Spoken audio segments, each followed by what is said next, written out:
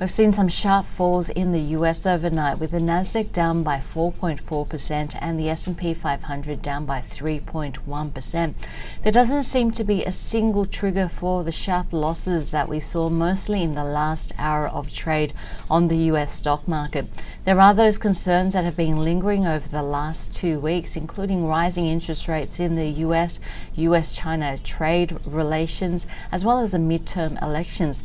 In addition, we did see some softer housing data coming out of the US, as well as a bomb threat to major figures over in the US.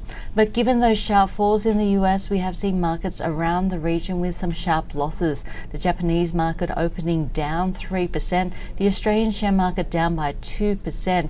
On the Aussie market, we are seeing every single sector in the red.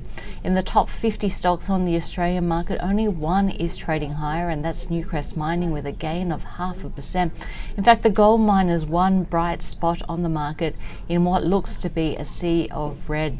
Of course, with some sharp losses on the market, a lot of the company news is being ignored, but there are some significant reports out this morning. We've seen WiseTech upping its guidance for the full year, expecting to see revenue growth of between 44 to 50% compared to its previous forecast of growth of 42 to 47%. It's also increased its targets for EBITDA growth. Previously, it was forecasting 28 to 35%. It's now forecasting 31 to 37% growth. And those shares are up by 1.1%, despite the technology sector being the worst performing area on the Aussie market. We've also seen Fortescue coming out with its quarterly numbers. We have seen C1 cash costs up by 9%.